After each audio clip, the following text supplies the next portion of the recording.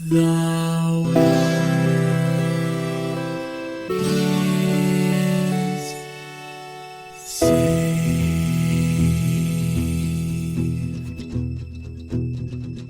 The living room's dark, save for light being cast from the big TV screen and the imminent sunrise that's teasing the one starry sky with whispers of morning.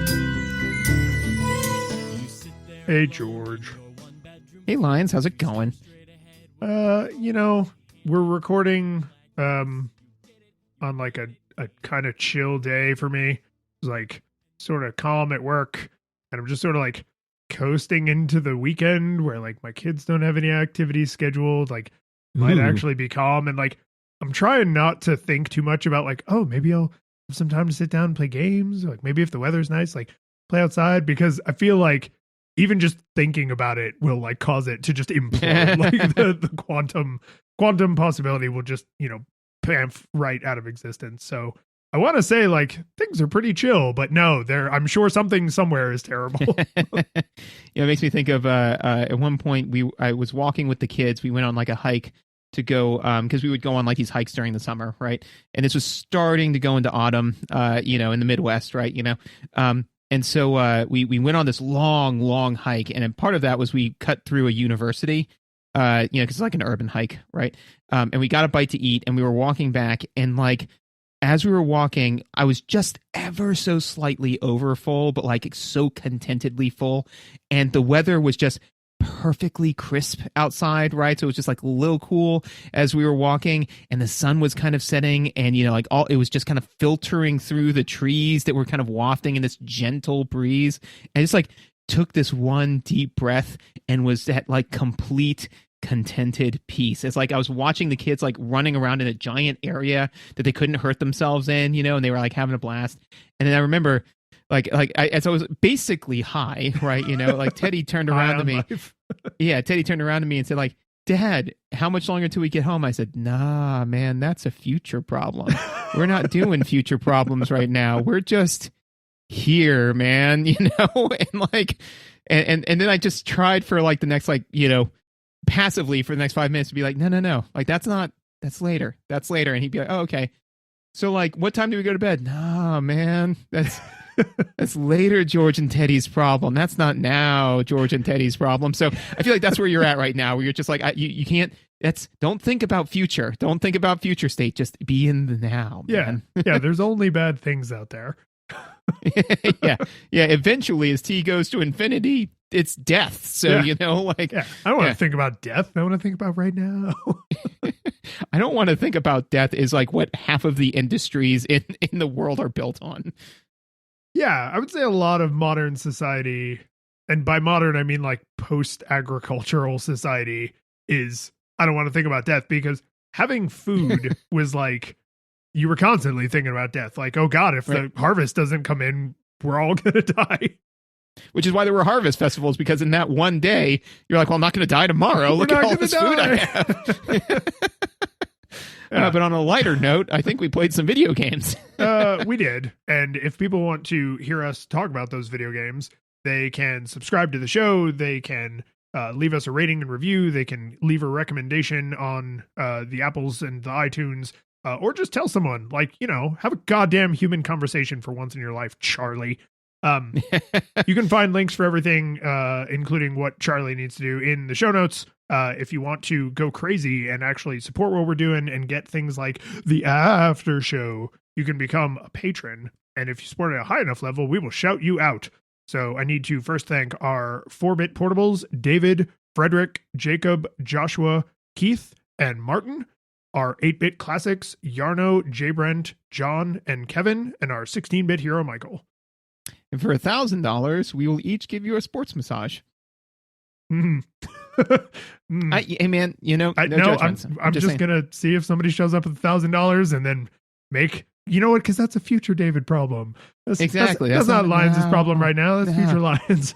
Yeah, and that's the thing, is because I was thinking about it, and I was like, yeah, you know what? Like for an hour sports massage, right? $500 an hour. That's not too bad. We my partner and I just rewatched the first season of Ted Lasso, because we haven't watched the we want to watch the third season. We were like, oh, we need to rewatch the first two seasons. And the first season's like some of the best television. It's just so good. And Yes. one of the footballers is getting like his hamstrings, I guess, like worked on really hard. And somebody comes in to talk to him, and he's like, oh, hey, you got to get out of here because she's about to really lay into my hamstrings, and I'm going to make noises, and I don't like people to hear my noises. One of my favorite parts of that episode is the one character that's like very self-involved, and this might be in season 3 that this happened, so it's not like a spoiler or anything, but like the character is very incredibly self-involved, you know. Another self-involved like player joins the team, right? And he's just like, well, I just don't think that we should all be kowtowing to like this self-involved person. And then somebody says like, oh, I think it's a little ironic that you're saying that. And he goes like, and so he continues to talk, and then he says, by the way, it's not ironic, it's just self-involved, you know, or something like that.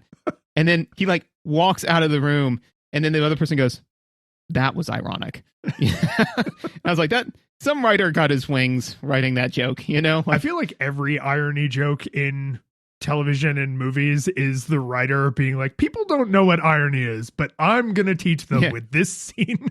And that's what he says. It's not ironic. It's hypocritical is what he says. And then, it's like, no, it's not ironic.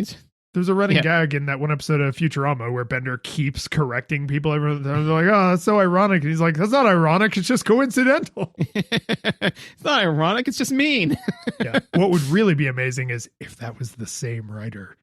Like he just goes around and gets jobs on different shows. Like this is his life's work, is to teach people what irony actually means. Yes, exactly. But nobody ever learns. Oh, how ironic. Yes.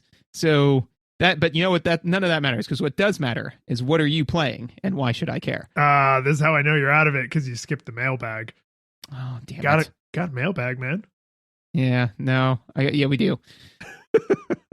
I'm not upset about the mailbag. I'm upset about my poor transition. About the segue, right, yeah. Yeah, we'll try it again. Use take 6. People will never know. Were there actually 6 takes? There weren't. There were.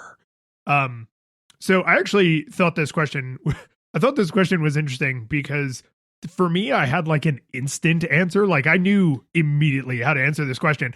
And so I was kind of wondering like, oh, does George have an instant answer? Because I think for most people who grew up playing video games, they know, like they probably could answer this, unless you are like, if you only played, you know, sport ball games, then like this question might not make any sense. But the question is, what do you think is your best final boss fight? Mm-hmm. And I didn't even reach the end of that sentence before my brain went Kefka from Final Fantasy III, because that is to me like the definitive final boss fight, because of the way it made me feel in my heart place, right? Mm-hmm. It's super elaborate. It takes forever. There are special battle mechanics that they introduced for only that fight, because it is the end all be all fight where if a party member drops, they actually get replaced between phases of the boss with the other party members, which doesn't happen anywhere else in the game, right? It's got this super memorable music. It's got this absolutely like AAA tier pixel art. It's just, it is the best thing of its kind. Like I would challenge someone to say, oh, I like 90s JRPGs. And it's like, find me a better version of this thing, right? Because if you're into action games, then you might say like, oh, well, the boss at the end of this action game is like a way better boss. And like we could have a beer and have that argument. But like, for me personally, if someone is like legendary, lifetime, all-time top tier boss fight, it is Kefka from the end. And I mean the whole thing, right? The whole tower plus the angel at the top, like the Kefka fight, which takes like 2 hours of real time on your first time, because it is just so long and so hard, but it's so good.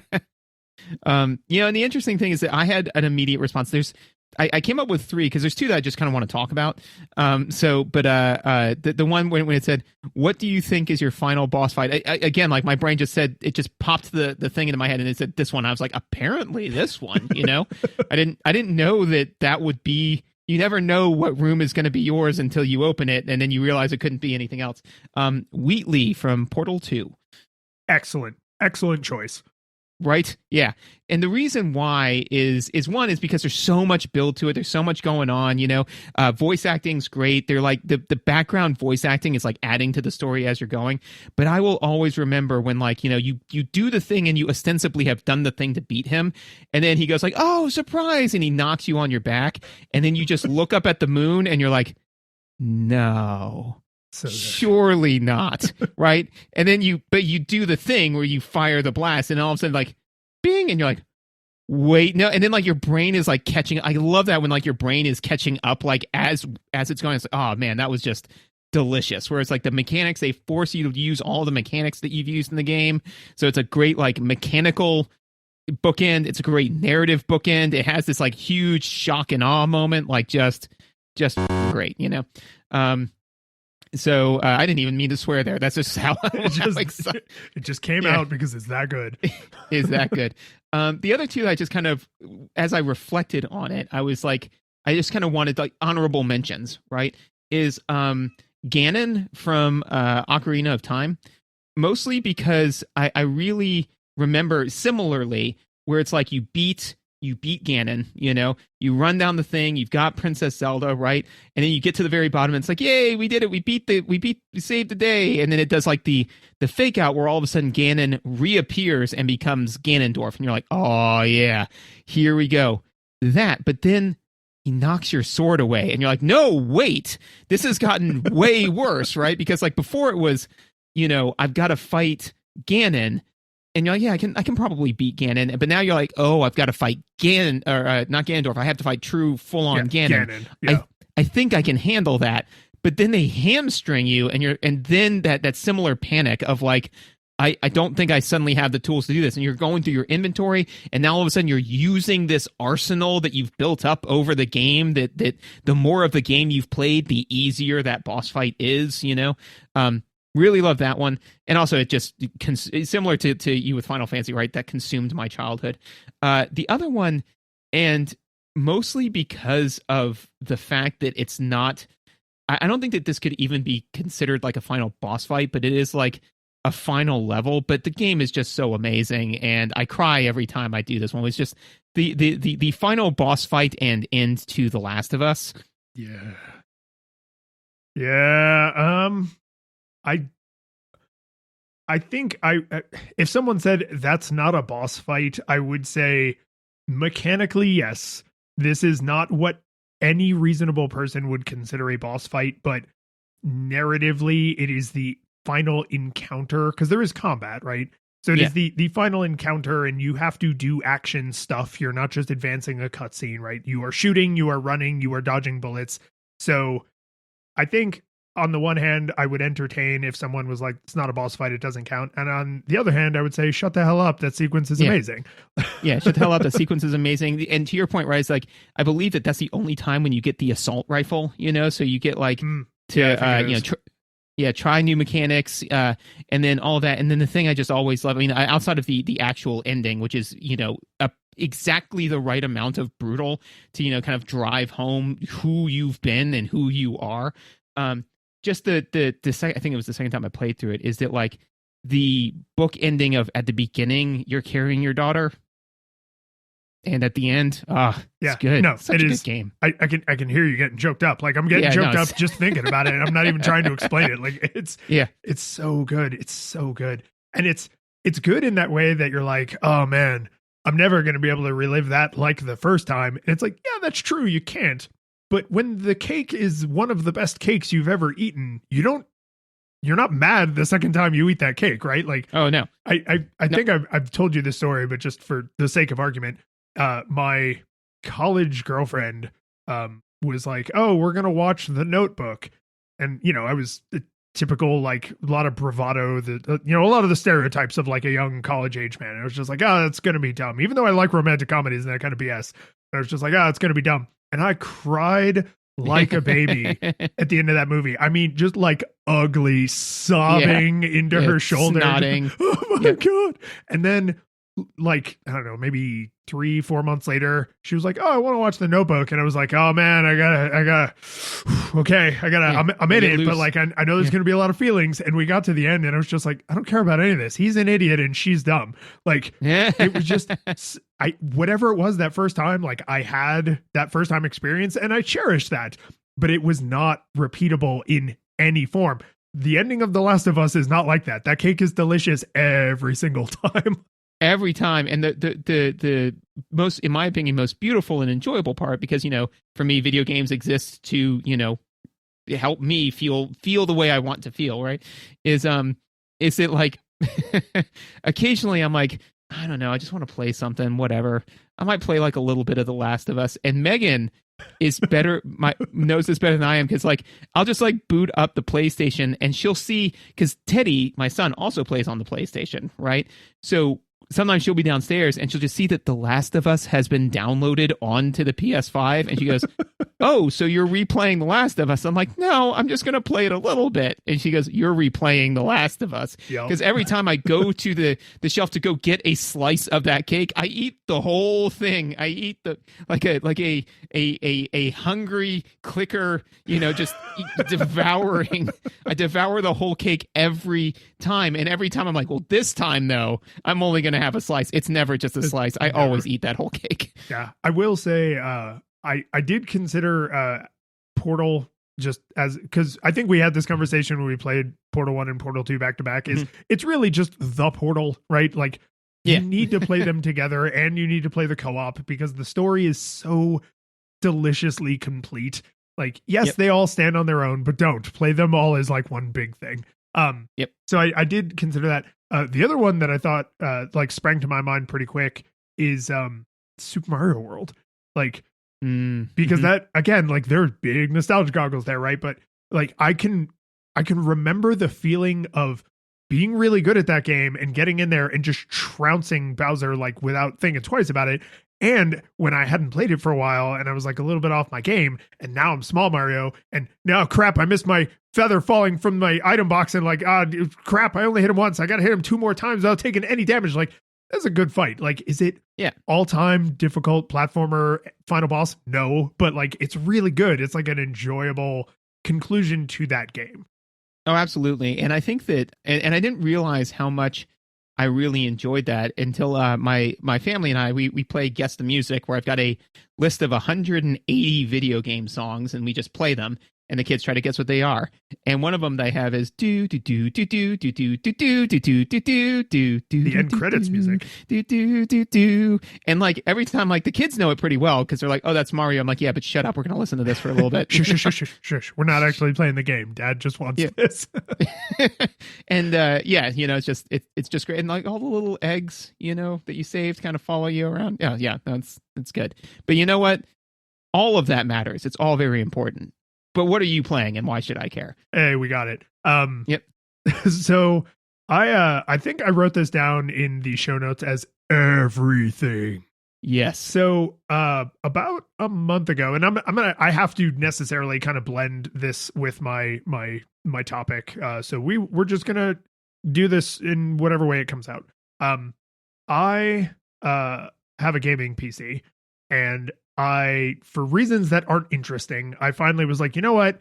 I'm going to get Windows off here, and I'm just going to install Linux on it, and I'm going to do like the cool Linux gaming things that you can do now, because like the Steam Deck exists and people care about this, right? So, should you do this if you are like a non-technical person? Maybe not. But if you're even like slightly technical, the experience is pretty great. So what I did was I have a small hard drive that has like the operating system installed. And then I have a 4 terabyte hard drive that is called Games. And I decided that I was going to just install anything that I had ever even like looked twice at, because I have a gigantic Steam library and I have a comically large Epic Games library because they give games away every week. And I have a reminder set up to always go and get them. So I have tons of games I don't care about. I'm never going to play. I actively know I don't like, but I was like, it's free. Who cares? And then Right. Amazon Prime also gives away games. I've got a bunch of games in Good Old Games because they give stuff away. Plus, I try to buy stuff there because it's DRM free. And all these different libraries are all very nicely pulled together by a piece of software called the Heroic Launcher, which pulls in from all those different places. So you don't have to go to like 10 different application launchers, right?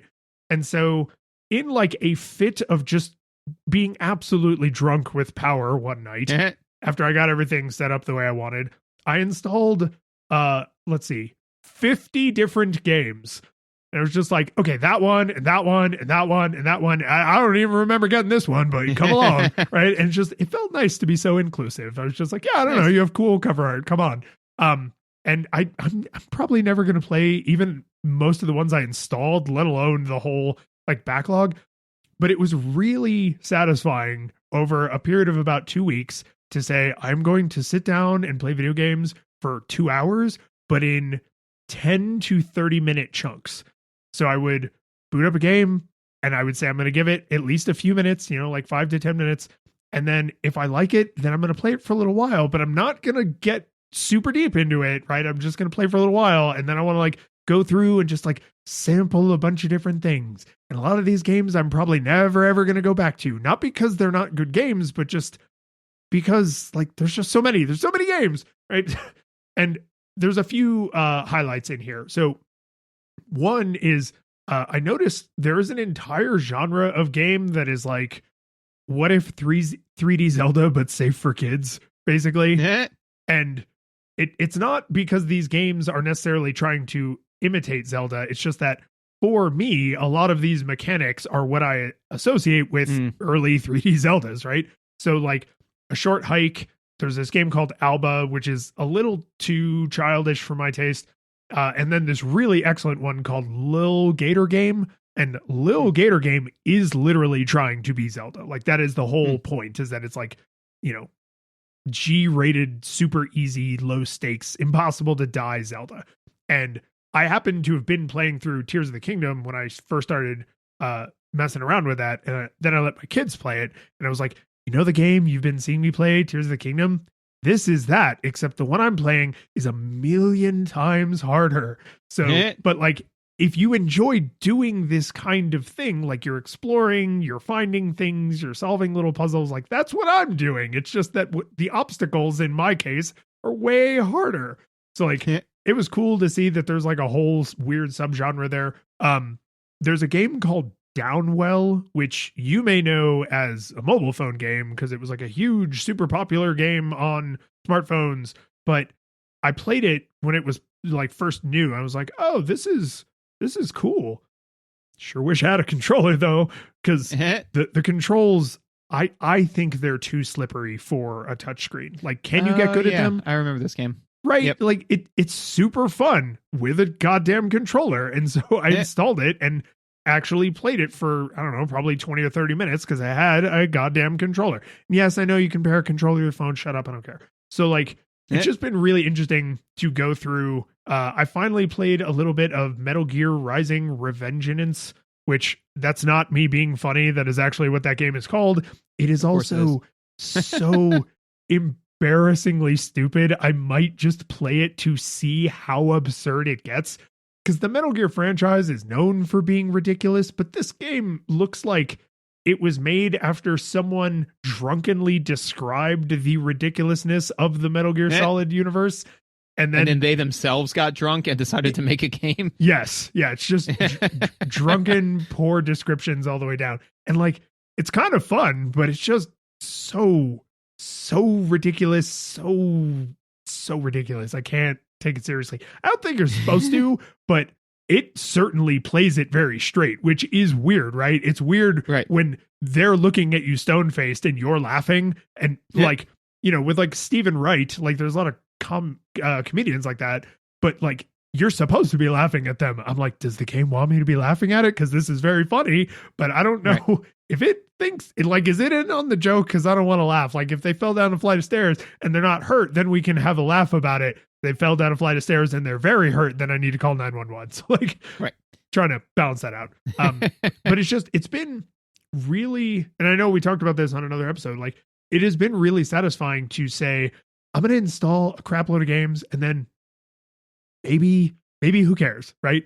Some of these I may never launch even once. Some of them I may play, you know, cover to cover. Some of them may get 10 minutes and then I'm like, nope, don't care. I'm done with this forever, right? And like, it's just been nice to have, there are the games that I know I'm going to play cover to cover because they are important to me for whatever stupid reason, and I want to play all the way through, whatever. But also, it's all right to spend some time being like, oh, I don't know, this one has neat art. Oh, I heard this one has a fun mechanic. Okay, I decided I am not willing to put 30 hours or even an hour into this thing. Whether or not it's good or bad doesn't matter. Like, I'm just done. I'm moving on. Like, it's not a judgment on you as a game creator. And that's like, for me, been very centering. That's that living in the now, right? Nice. And so I'm really enjoying that. And as of recording, I have about one more week to feel that way before part 2 of Final Fantasy VII Remake comes out. And that just consumes all of my time for 60 hours. And then I'll try to go back to being a Buddhist monk. Yeah, that's the important thing. I think that with all Buddhist monks is that they are very focused and very zen about the whole thing, you know, right up until it's time for a good steak dinner. And then they go and glutton themselves and then, you know, go like, okay, but, you know, actually there's a great College Humor bit where it's like, you know, Dr. Evil basically with, you know, like this, you know, with General Machete Hands and, you know, like all of these like super evil villains, and one person, and they're like, yes, these are the worst people in the world. And Jessica, she cheated on her diet. And she's like, I've been bad, you know? And so I feel like that's kind of where you are at with the cheating in Buddhism, where, you know, it's like some people, when they cheat in Buddhism, they develop the 1,000 palm attack and like start a huge war. Like, I played a video game for 60 hours. Yeah. And, you know, that's the level of villainy I think I actually want in my life. Like, it's fun to imagine like, oh, what if I was a cackling supervillain, but I'm not actually a bad person. I just want to have like little, you know, PG flirts with like, oh, I did something naughty. I didn't play this game all the way through. Actually, a friend and I were, the type of villainy I like is coming up with like insane, like horrible ideas and then never doing them, you know, just like, you know, coming up with like the idea behind it.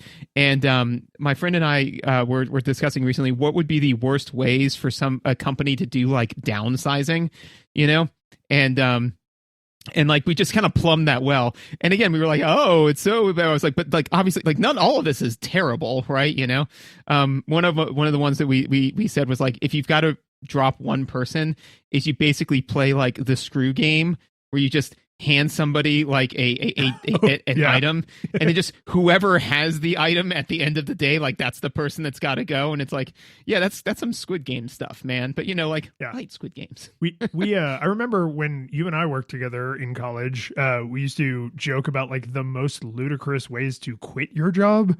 Yeah, which I feel like that's the opposite. That's like a workers of the world unite. You have nothing to lose but your chains. Like fantasizing about righteousness. Yes. I remember for us, I did a similar experiment, and the one that we came up with was to leave something that would like be really, really smelly, like fish, right? Yeah. You know, because I worked in a GCMS lab, right? And a gas chromatograph is basically like there's a column, but it's an oven, you know? And so if you put something that only smelled really bad when you heated it up, right, is it would smell fine until you just turn the instrument on, and then you'd play the game, what I consider to be the adult game of hot and cold, which is where is the smell coming from, you know, warm or colder, right? And then like you'd be like, what is that? And then you just open up and be like, is that a fish? And it's like, yeah, man, it's a fish. It's a fish. Deal with that. Yeah. But I am glad that you are drunk with power, and to your point, right, is finally, you know, breaking free your bonds of the games that held you and able to be a proper dilettante and sample as many games as you like. Well, I'll tell you the bookend on the first chapter of the story. You can't really have a bookend on a chapter. The last page of the chapter, you just ruined that book. the last page of the chapter of this story is, I installed so many massive games that I stopped installing more games because I was afraid of hitting a like bandwidth cap. not Nice. because I got anywhere close to hitting 4 terabytes of storage. Like I could install dozens and dozens and dozens more games and still be fine, because 4 terabytes is a lot and well-made indie games are small. So there will be more that I'll just continue to gorge myself. But I was like, oh, I need to space out the gorging a little bit because the fork broke, not because my stomach is full. Yeah. Yeah, no, you're Kirby. There's a singularity at your stomach. That's right. Yeah, I've just run out of enemies to suck in for the moment. So you have maybe like actual games you played, right? Not just every game for 5 minutes. So what did you play? So with my video gaming for a period of this time was I had surgery recently. So part of the surgery is I can't really sit down, so for the last 2 weeks I haven't played a whole lot of video games, just because I could set it up so that way I could like play in bed, but like, to me, again, trying to be zen about video games, right, is that the point of the video game is to have fun, so a lot of what I've spent my time doing is writing unconscionable sums of Dungeons and Dragons. So I have been creating game, not consuming game. There you go. And so it's actually pretty fun, pretty interesting. I've been trying to explore some interesting mechanics and some of the stuff that I'm building, and kind of saying like, hey, I don't know if this is going to be fun or interesting, but we're gonna try it. And one of the ones I actually got to play where it was basically everybody was in it was like a 4x4 grid of rooms, but nobody could see where anybody else was, and so they had to defeat 10 out of the 16 rooms, and so they could like meet up if they could kind of coordinate and figure out where they were at, and it was a lot of fun. And I still remember, and each room had like a thing. It was either like a puzzle or an encounter or something like that. And I still remember for one of the very first ones, I said, there is a very, very bright light on one side of the room shining upon the other side of the room, and on the other side of the room there's like a plaque that says, eagle, boar, falcon, mastiff, or something like that, right? And pretty quickly, everyone at the table was like, "Oh, you need to do shadow puppets," right? everyone at the table except the person in the room who is sitting there writing it all down, and so I put everyone in rounds just that way everybody got their turn on like whatever room they're in, and so it didn't matter whether they were in combat or not, just everybody took their turn. So I went to them and I was like, what do you got for me? And they're like, and they're sitting there, like the drunk person, that meme where they're like hand in palm, like writing stuff out, and they're like, drawing lines between, like trying to figure out what all these animals have in common. And everybody's like, do you want a hint? And he's like, no, I got it. And for like 3 rounds, he was like, okay, fine, I give up. What is it? And they're like, it's hand puppets. And I have never seen such concentrated rage from a player. And he was like, you're telling me about, and I was like, well, I was very specific, and I did say 3 or 4 times that there was a bright light shining on the thing, and everybody was like, dude, George was super clear. And then and he was like, you tell me the difference between a hawk and an eagle, you tell me. And then while I'm doing that, the other players are making the hand gestures, and so that, and then the really funny thing about that puzzle is that I'm running 3 different tables, right? So there's overlap between some of them, but no overlap between the others. So sometimes I'm like, okay, well, I did this one for this group, so I can just rip this off and put it into this other group. For this particular one, I ripped it off and put it into one of the groups where there's overlap. The overlap is with this dude, and I'm going to put him in the same room with a new group of people just to add insult to injury because I'm a horrible person. But did he get to look like a brilliant champion where he's just like, don't worry, guys, I got this? I have not yet seen the second playthrough of this. It is in the future. So okay, I'm hoping he immediately seizes on it, right, and is just like, yeah, I'm brilliant. Y'all are stupid. We're all seeing this for the first time. Yeah, we all not smoking reefer. So anyway, I did a lot of that, but before that, I did so I'll come back to surgery recovery because I was playing some more mobile games. But before that, I've been playing through Cyberpunk with the expansion, and there was one, Phantom Liberty. Phantom Liberty. And I finally got to the point where I was like, okay, because I started playing the whole game through again, where I'm like, I think I'm done with the original game, and I'm going to start doing Phantom Liberty stuff, So I started doing that. It's a very different in like the way that it plays. It's way more kind of cutscene, little narrative heavy, which is fine. Like it's cool. I am enjoying it. But they did make a whole bunch of changes to the mechanics and like how the skill tree works and all this sort of stuff. So I wanted to share 3 facts with you and our audience that are going to seem unrelated, but they come together in the end, right?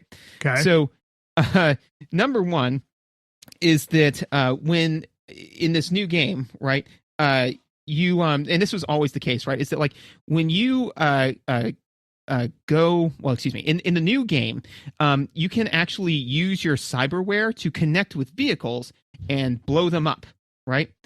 Which is kind of like a cool thing. It takes a bunch of RAM and all sorts of stuff. You can connect to people and interfere with them before in the original game, right? Yeah. Yes. So now vehicles.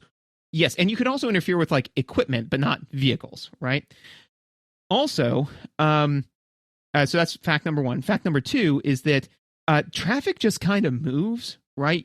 So if you don't crosswalk when you're supposed to crosswalk, a car will absolutely hit you, and it does a trivial amount of damage and it knocks you down, right? And you get back up, right? But like it's still like, for a while I was, especially at lower levels, I was like looking both ways before I crossed the street, right? But cars will absolutely like honk and run you over. And 3, sometimes I can be very, very petty for no particular reason. I think I might have an idea how these things are connected.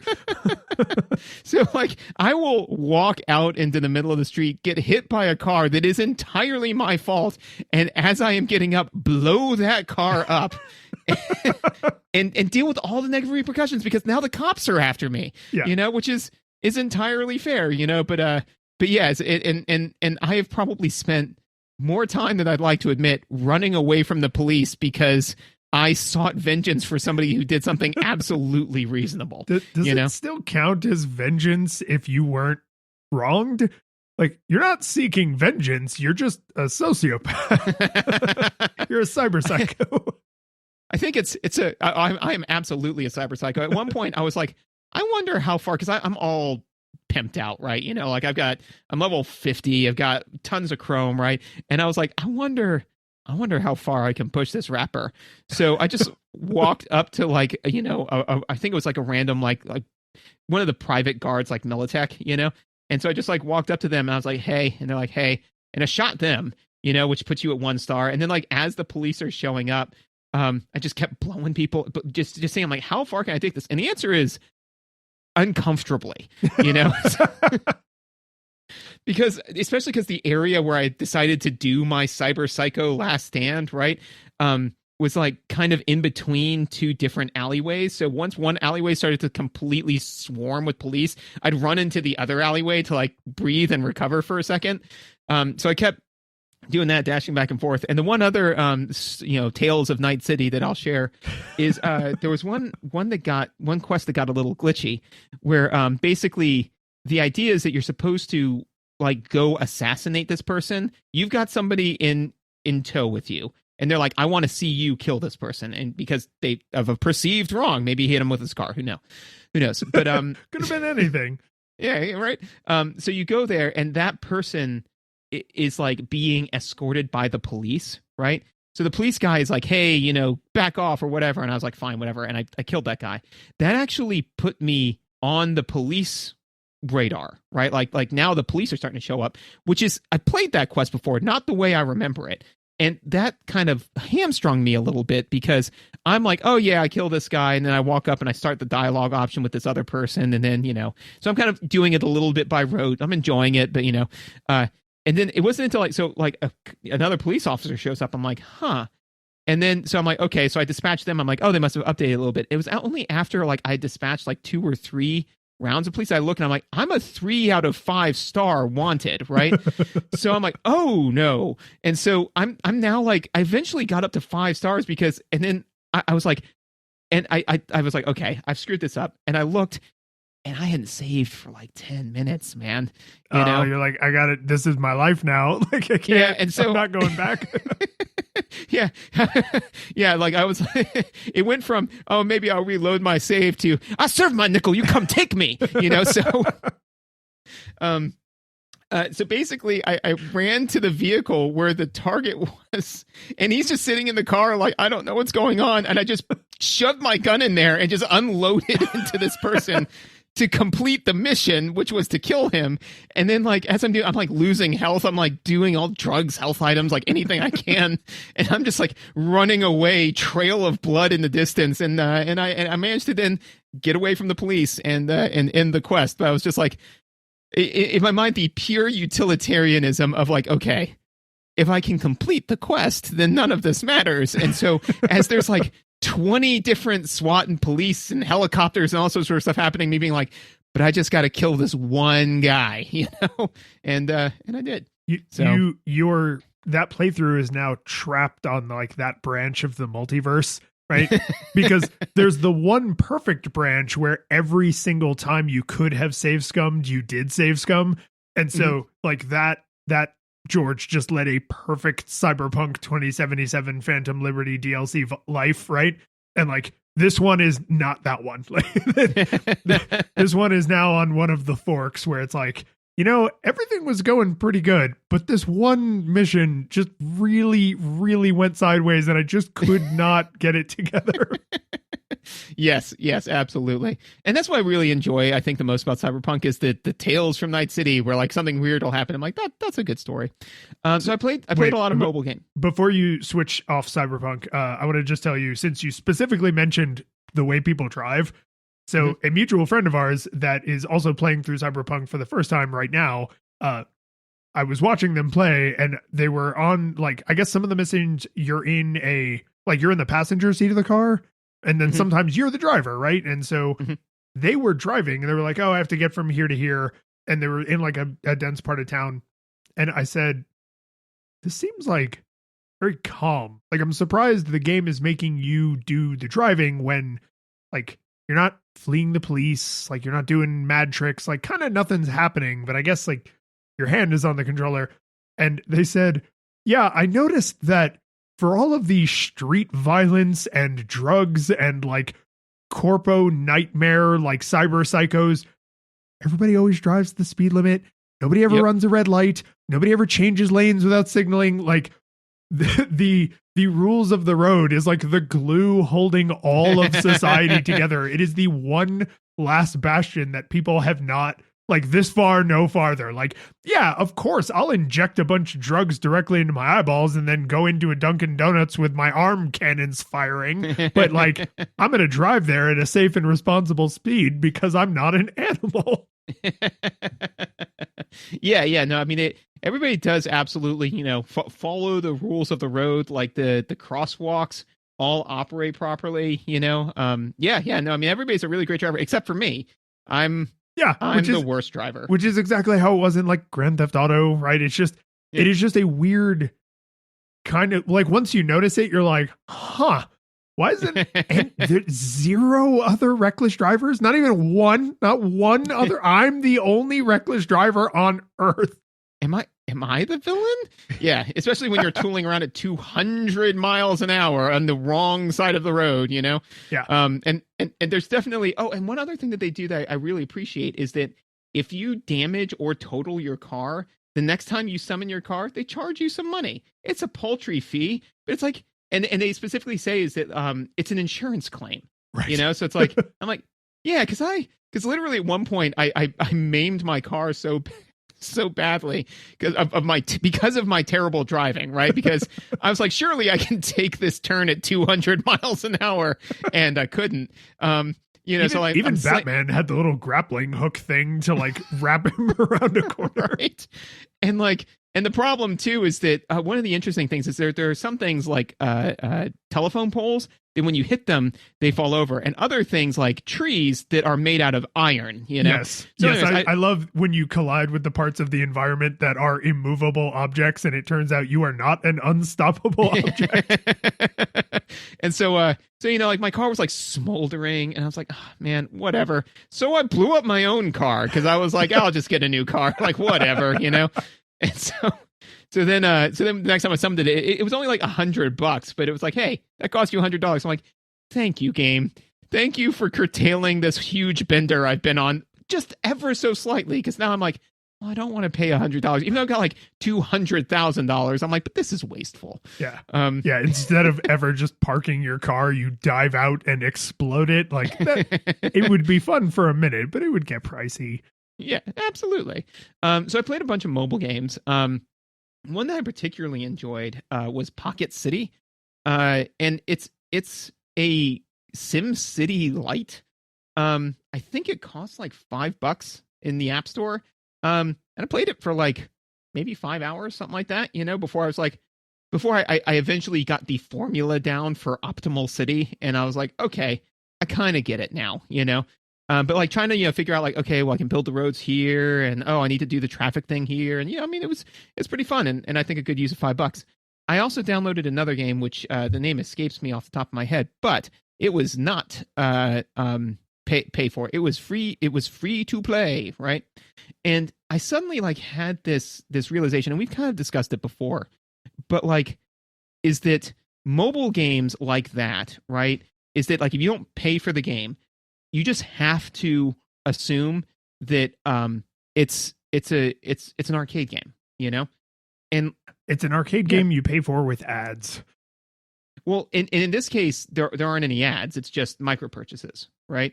That's actually kind of surprising that because they usually go hand in hand in my experience, but that's something, right? Because then at least you can choose to forego the micro purchases depending on how the game is architected. Well, and that's the thing, is that this game, in my experience, right? So a lot of the games that like have ads, right?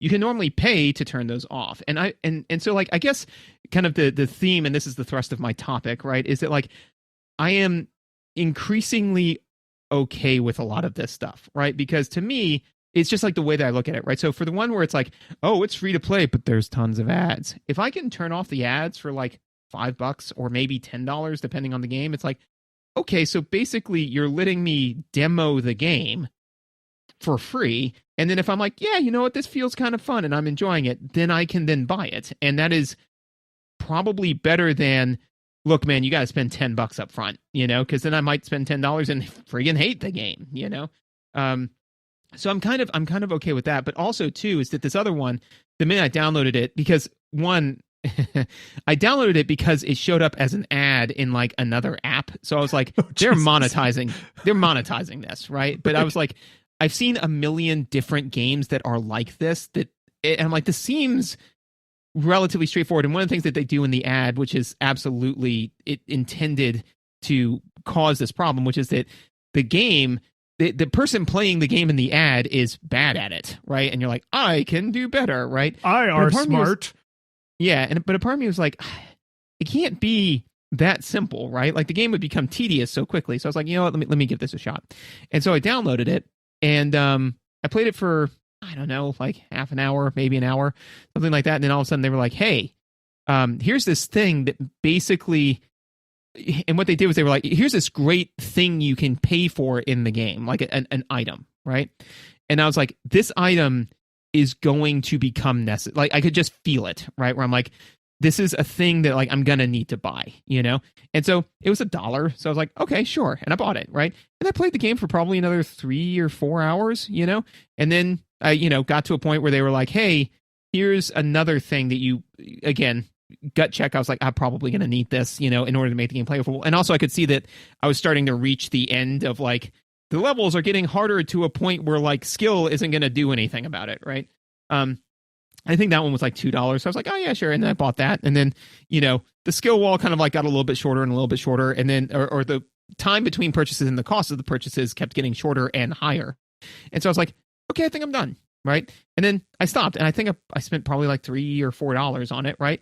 And I played for like 5 hours, and I was like, that would be a steal at an arcade, and I think that to me, making it equivalent to an arcade game helped because, normally it's like, oh, so like all these games, they're free to play, except for the fact that if you want to get anywhere in it, you got to shell out more money. And eventually they just make it so hard. So that way you've got to pay more money. I'm like, yeah, like an arcade game, like they did very similar stuff where it would be like, yeah, it's kind of easy for a little bit. And then they make it wildly hard. So you have to shovel in like 20 quarters in order to beat this one part of the game. And then it gets easy for a little bit. I'm like, yeah, it's all the same stuff, I think that it has the opportunity to be more predatory, especially because we are now adults. Whereas when we were kids, you went to the arcade with $20 and then you were done, you know? Yeah. Whereas this one, you can't drain your bank account as a 14-year-old. Right. Yeah. So the fact that there's no intermediate of like cash to like from bank account to cash to tokens to game, right? You know, it's just bank account to game, right? Like that's... Chuck E. Cheese can reach directly into your wallet. Yeah. So I think that's, again, just something to be aware of, to be like, hey, but now I've been playing a couple of more like, you know, to pay mobile, like free to play, but like it's actually not mobile games. And I just kind of like, all of the skills that I built from years of playing arcade games, I just need to make sure that I'm using those of like, okay, so the game is now asking me to pay $1. Do I want to shovel 4 more quarters into this arcade cabinet? Am I having fun, or am I just irritated, or am I paying more money so that way I can show the game what's up? Because like all of those are things that we've all dealt with before in arcades, and hopefully you've gained the tools over time to say, I don't need to prove anything. Like, I'm not having fun. I should walk away from this, you know? So I thought that was kind of interesting. Yeah. And I think there are 2 like ways we could talk about this. You know, we could go deep on one or a little bit on both, or maybe there's like 15 other, you know, important lenses to consider it on. But, like there's your experience as someone with like even a modicum of discipline. And then there's the people who actually play these games enough to keep the company afloat, which is not you, right? Right. Because, you know, what's the saying? Las Vegas was not built on winners, right? Like somebody who goes like me, right? Like I used to have to go to Vegas actually fairly often for work because I was going to the university that's very close to the Strip. And from the second you get off the plane, you can't literally get out of the airport without walking past gambling, right? It's every damn where. So I enjoy gambling because I like the little thrill, but no amount of that little thrill would ever be enough to get me addicted to then see past, oh my God, this is so expensive and I am getting nothing out of this, right? Like that's right. But that's a me thing. That's not obviously most people don't feel that way. Otherwise Las Vegas wouldn't exist. So with the kind of games you're talking about, like what I wish personally, I think the closest to a platonic ideal of how to make video games exist is you basically have 3 kinds of monetization schemes. One is, we are an established creator of art, and we know that you will pay full price for our art because we are reliable at producing good art. So it is X amount of dollars, and that is a fair amount to pay for the cost to produce the art, right? What we call the Baldur's Gate model. Yeah, right? Like a big studio, like once they have established themselves, like then they can just, you know, Nintendo can charge $60 for Super Mario Wonder because it's good and I'm going to enjoy it. And that is a bet I'm willing to take because I'm going to win, right? And so they get paid for their product to exist. I get to enjoy the product, and that's fine. For everyone else, right? Everybody who's not an established player, producer, like player in the space, but a producer of the games, shareware, right? You remember Doom? You remember how great it was to play the first chapter of Doom and be like, I would like more of that. And then literally a screen popped up that said, if you give this guy money, he will give you more Doom. And that was all there was to it. And I mean, you could call that a playable demo or whatever, but like just that model of, here is enough of the experience to determine whether or not this thing is worth paying for. And again, I'm only speaking for myself, but like, I really like and respect the honesty of that, because then the transaction is complete. They are not trying to pull dollars out of me forever. They have zero incentive to make the game unfun or too hard or whatever thing you might do if you were continuing to monetize that player. What they are incentivized to do is make another great game that I will pay for. And then that virtuous cycle leads to them being Nintendo, where I will just pay full price for a new Mario game because I know I'm going to like it. And that is a really safe bet. And then the third kind of model is any ongoing monetization, right? So this is a challenge-based game that I am paying for the opportunity to play, right? A literal arcade. I put a quarter in and I get to keep playing. The modern version of that would probably be something more like a subscription. I pay for access to this game because there is some utility to having ongoing access that could not be done in a one-time payment offline, right? So a live service game, MMOs, anything you play with friends across the internet where centralized servers have to be involved. Like, I understand there are ongoing costs. It's not just the development of the game, but literally playing the game has a cost to the company. And so there needs to be like ongoing payments there. But I don't love that one, because when you convert that from like a AAA MMO down to like a little free-to-play mobile game, now the machine is designed to extract money, not to create a good game. Creating a good game might not happen at all. It might be a side effect of the money extraction machine plan that they went along with. And I just feel like the incentives there are like too perverse. So having laid those things out now, do you want to go deep on your lived experience or on like what is actually happening in the market? I maybe a little bit more on my lived experience, a little bit of the market, and but to kind of like deconstruct or talk about, you know, that third model, because I think that we can say like the first model of like you pay for a video game, it's your video game, right? Like that's tried and true, right? You know, the you know, demo for free. That's we can do this as a subject for another time, because I saw a thing on that a while back on like where somebody did kind of like a mathematical breakdown of why the industry doesn't do that more often, which I thought was kind of fascinating. And I want to go like re-watch that, because it's kicking around in my head, because I was like, oh, that makes sense, and is a bummer, because I also wish more people did demos, you know. But for the I think that for the free to play, right, is that kind of to your point, right, is that like it's so so the point of arcade games was to drill money out of people, right? You know, but there were some great arcade games, you know. So I think that in theory, right, the premise is the same, right? You know, which is that you're starting from like a monetization scheme of like, hey, we're going to make you pay some money to play this thing, and then eventually we're going to make you pay a lot of money to play this game, right? You know, as many games do. And sometimes that creates complete garbage games, right? You know, and sometimes it creates great games. So I don't think that inherently the idea, so in this particular game, right, is that one of the and many games do this, where it's like, it's not, oh, pay $1 to keep playing. It's pay $1 to get this thing that you don't technically need. You could spend another 30 hours grinding away at this and like slowly work your way through, or you're buying time. I want to keep playing the game, but I don't want to keep doing this thing for 30 more hours. So what you're buying out is the grind. Right. You're buying out of the grind, right? Cosign all that. It's like, I think that the problem, as I'm kind of like working it through, isn't the model itself. It's mobile games, and this is going to be the soundbite that gets me in trouble when I run for president or whatever, right? Is mobile games are smallpox, right?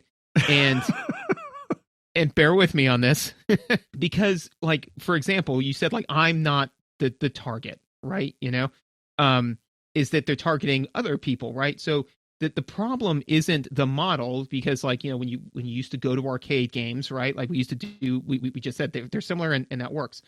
The issue is that the mobile platform has now allowed this model to reach tons of uninoculated people, right? You know, so now hundreds of millions of people who have not built up my parents were with me and only gave me $20, you know, like way to vaccination portion of it, they now have direct access to it, and they're like, oh, well, I'm just going to keep throwing money at it. It's like, oh, it's $1, $10, $15, $100, you know.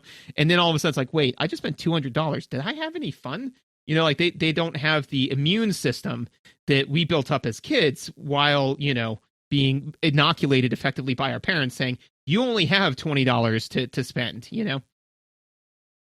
So I think there was a split that happened in the early days of like arcades and home computers and home consoles, that I am sure I'm not the first person to say what I'm about to say out loud, but I can't remember hearing it put this way in the past. So if somebody's got a great YouTube documentary or something, send us a links, contact form in the show notes. When arcade were the only way to play video games, there were people making games for arcades that wanted to just make good games, right? They were not trying to extract maximum dollars. They were just like, this is really fun. And the only way for someone to have this experience is to go to a place where this machine is plugged in and using electricity. And so the person who owns the machine and has to maintain the machine and clean boogers and pizza off the machine, like they want money for that privilege, right?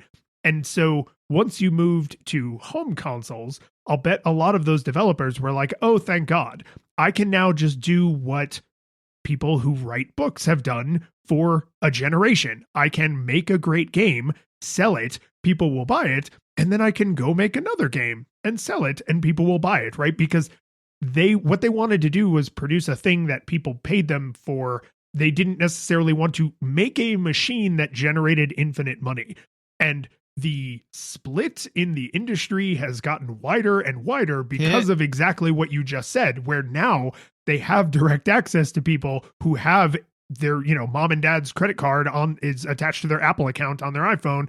And so they essentially have direct access to unlimited money. And so now they can go right to you and personally cough in your mouth and give you smallpox, right? So like before there was that kind of like proxy inoculation layer, and now the people who are trying to be nefarious have so much more direct access, and they are crowding out, in my opinion, a lot of the people who are not trying to be nefarious, because there's only so much cultural mindset that can live in people's heads, right?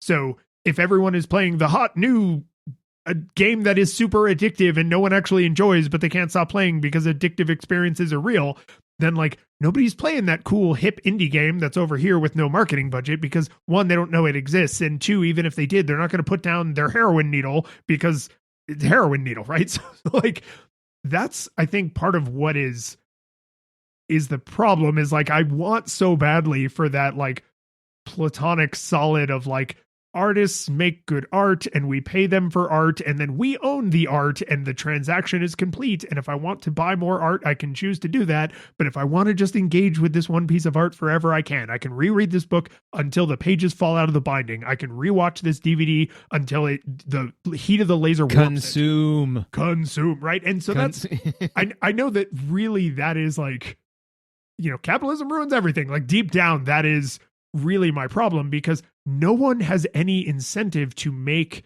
a really good, no one has a business incentive, right? They might have like a personal or creative incentive. No one has a good business incentive to make a good one-time payment mobile game, because it's not free for them, right? They have to maintain a developer account with Apple. They have to maybe update the app when the operating system updates and now the game won't launch anymore.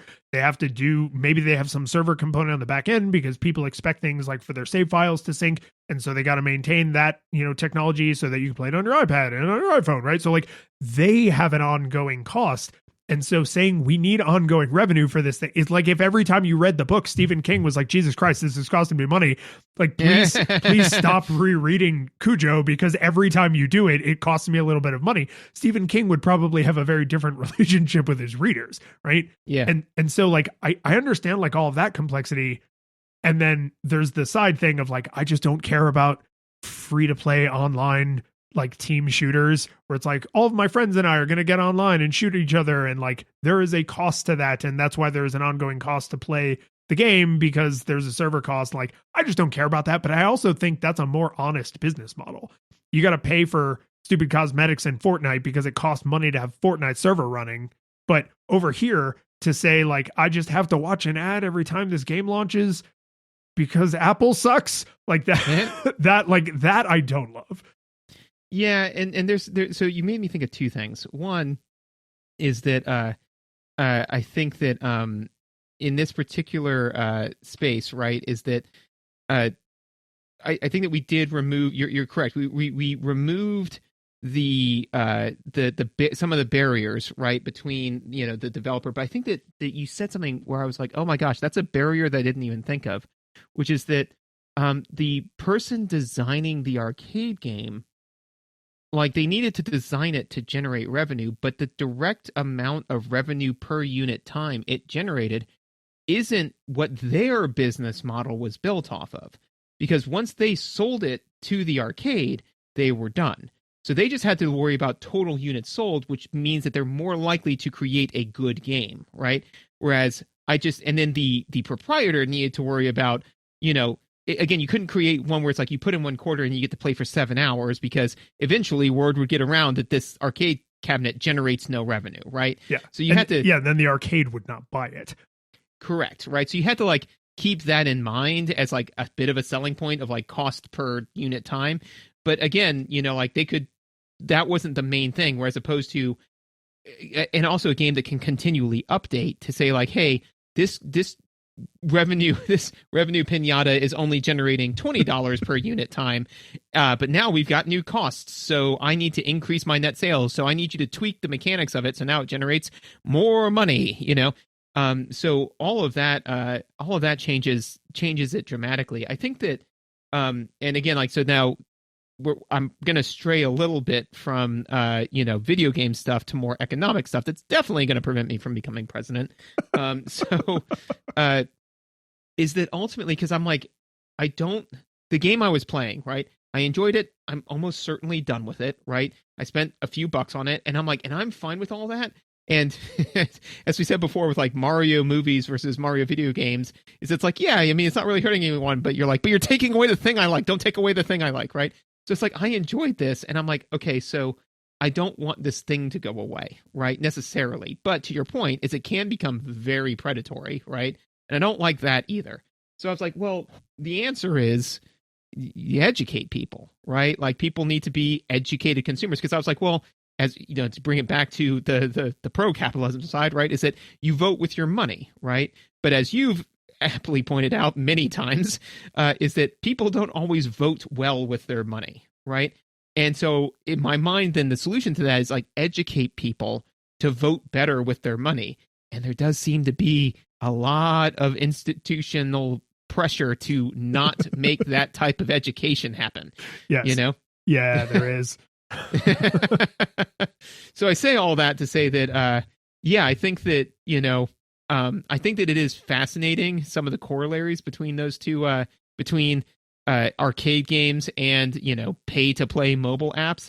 But as you kind of mentioned at the beginning of the hour, is when you change a couple of little mechanics, it can make a failed game. The curtain falls, the music plays, the credits roll, then it all fades to black, and you're left by yourself.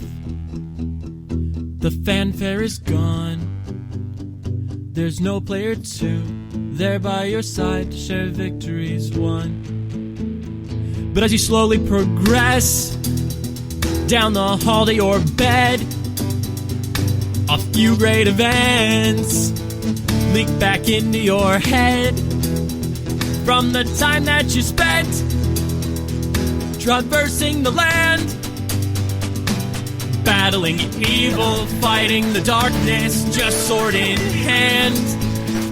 Your memories creeping with the edge of a smile. You realize again what you lost for a while. You're gonna think back much less on how you saved the day than on all the experience gained. At the end of it all, gamers play what we play, not for game over, but rather for what we take away. The world is sad, but who cares? We both know that that's not